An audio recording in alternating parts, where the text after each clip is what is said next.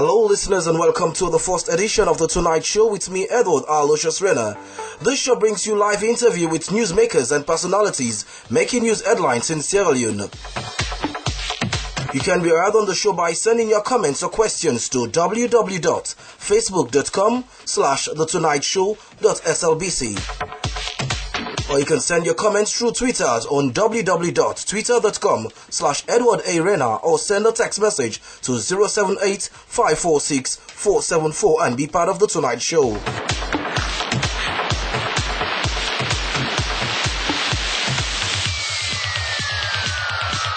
Coming up in The Tonight Show, the Sierra Leone Police Force Traffic Division has been considered corrupt, along with other sections within the force.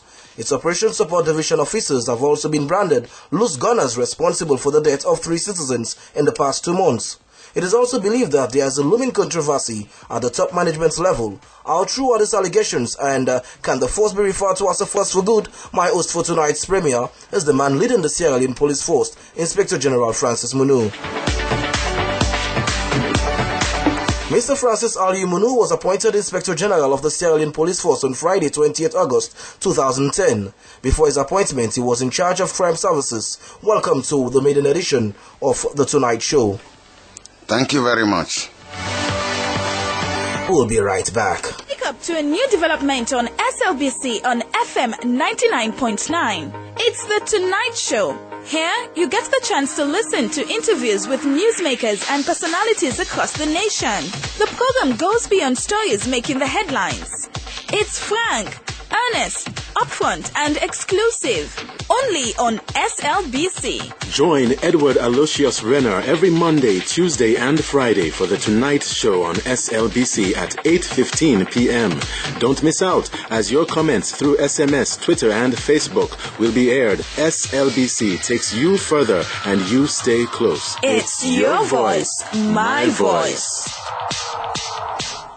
Don't forget you can send your comments on the show to www.facebook.com/thetonightshow.slbc or on www.twitter.com/EdwardARena or send a text message to 078-546-474 and be part of The Tonight Show. Well, we'll start with a question. How true is it that the SLP's traffic division is corrupt? Mr. Munu, good evening once more. Yes, well, thank you very much. This is a very topical issue.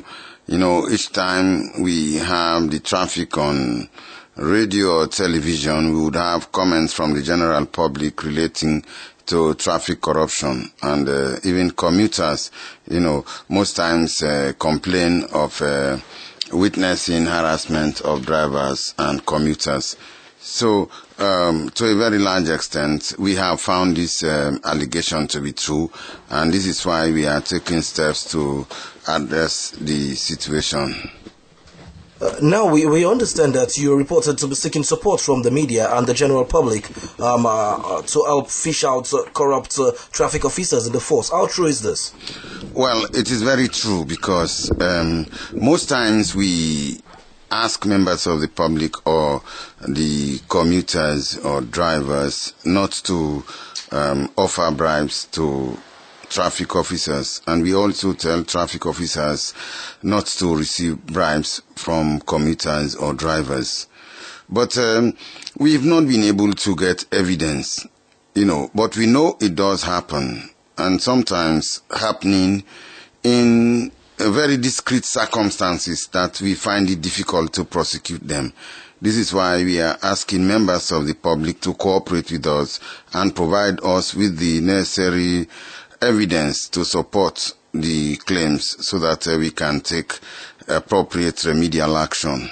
Now, Mr. Munu, reports of the SLP being corrupt seem to be a food for thought for many, while others believe it's the gospel truth. Do you agree? It is debatable, you know, because corruption is not a one-sided affair.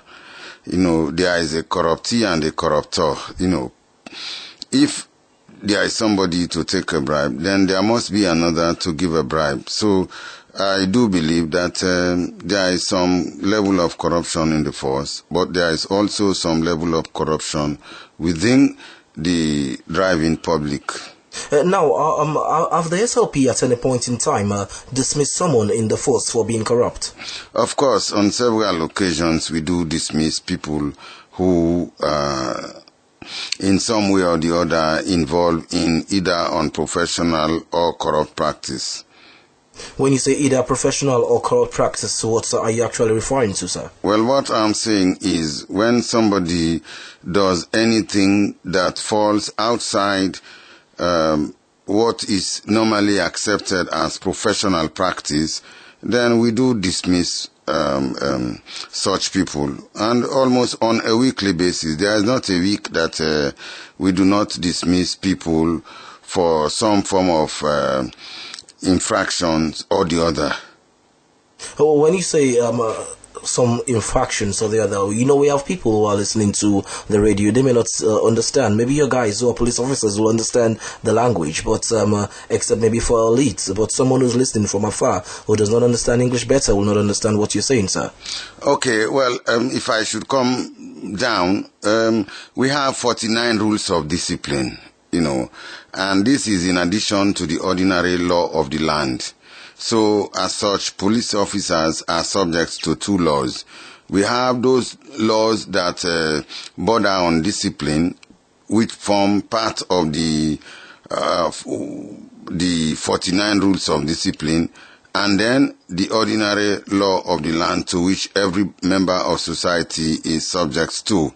So each time there is an offense against the 49 rules, then we do investigate, and depending on the seriousness or rather the culpability, of the person accused of having committed the crime, we will mete out punishment appropriately. And we will also look at the antecedent history. Okay. How clean has this officer's record been since his enlistment? Okay. If he has an adverse criminal record,